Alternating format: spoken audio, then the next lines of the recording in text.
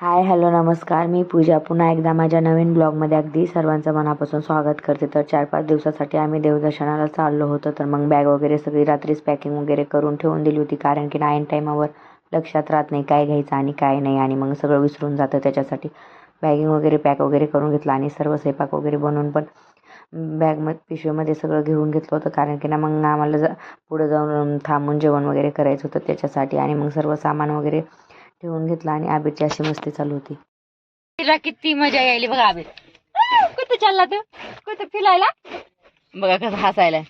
आणि गाडी पण खूप मस्त आहे, एकदम प्लॉट वगैरे सगळं बसवलेलं आहे, त्याच्यामुळे ना एकदम कम्फर्टेबल वाटायलंय. आणि ह्यांना झोपता वगैरे येईन त्याच्यासाठी ना मग प्लॉट वगैरे सांगितले, तर कुठेही खेळू शकतात मुलं. बघा आबीर किती मस्त उभा राहिलाय. हाय बोल बोल बेटी, कुठे चाललो आपण? पौरा देवीला चाललं. ही दीदी ए बोल बोल ना, कुठे चालली? कुठे चालली तू? पोहरा देवीला. काय काय करणार आहे पौरा देवीला? काय काय खरेदी करणार आहे सांग ना. काय अगं सांग ना. सांग. कशाला लाजायली? आबीर आबीर बोल. आबीर बोल दीदीला. दीदी हे बघा कबीरचं एक्सरसाइज चालू आहे गाडीमध्ये. खाल्लं पिल्लं काही नाही आणि एक्सरसाइज करायला बघा. तर आम्ही चाललोय देवाला. तर छानपैकी देवदर्शन वगैरे करतो आणि कंटिन्यू ब्लॉग बघत राहा. आणि जशी मला टाइम भेटेल तसं मी एक एक टाकत जाईन. काय एवढे मोठे बसले? हे आमची मुलगी. बोला सगळे. मामी बोल. पैसेचा बोल. तर मला खूप जास्त वगैरे भूक लागली होती, तर मग छानसं झाड वगैरे बघितलं आणि मग सगळे जेवण वगैरे करायला थांबलो. आणि मग सगळे जेवण वगैरे करत होते आणि किती मस्त वाटतं ना सगळ्यांबरोबर वगैरे जेवण करायला. आणि हे क्षण कधी येणार आहे, तर मग मी व्हिडिओ बनवून घेतला. आणि मग सगळ्यांनी घरून वेगळ्या वेगळ्या भाजी वगैरे, पोळी वगैरे, कोणी भाकरी वगैरे असं काही बनवून आणलं होतं. आणि मम्मी त्यांनी पुऱ्या वगैरे बनवून आणलं. तर मग सगळे जेवण वगैरे करत होतं आणि मला आबीर खूप जास्त परेशान करत होता, तर मग मी त्याला घेऊन उभा राहिले होते. तर ह्या शेतात ना खूप जास्त टरबूज वगैरे लावले होते आणि मग आम्हाला पण खूप जास्त इच्छा होती खायची, पण आम्ही एक पण तोडून आणले नाही. आणि मग ते भैया वगैरे आले होते, तर मग त्यांना सांगितलं.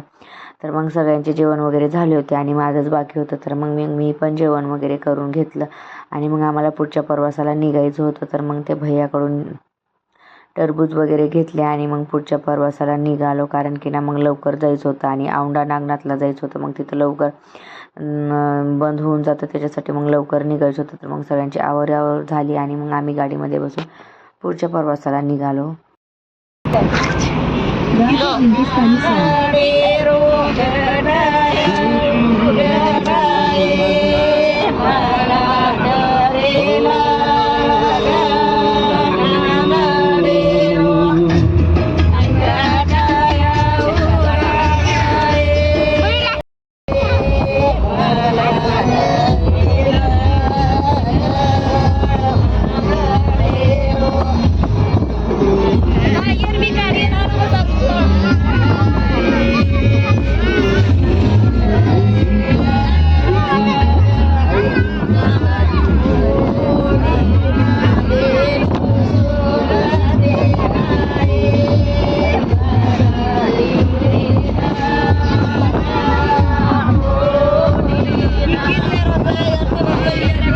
तर आमच्याकडे ना देवदर्शनाला निघालो, तर मग असे काही गाणे वगैरे घेत राहतात आणि खूप जास्त मग एन्जॉय वगैरे होत राहतं. त्याच्यासाठी मग मम्मी, मावशी, मामे ते सगळे गाणे वगैरे घेत होते.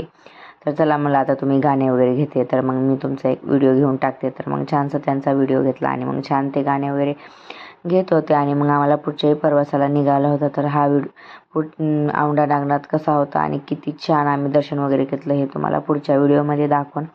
तर भेटूया अशाच नवीन एका व्हिडिओमध्ये. तोपर्यंत सर्वांना बाय बाय. तर खूप छान सनसेट झाला होता, तर मग बाय.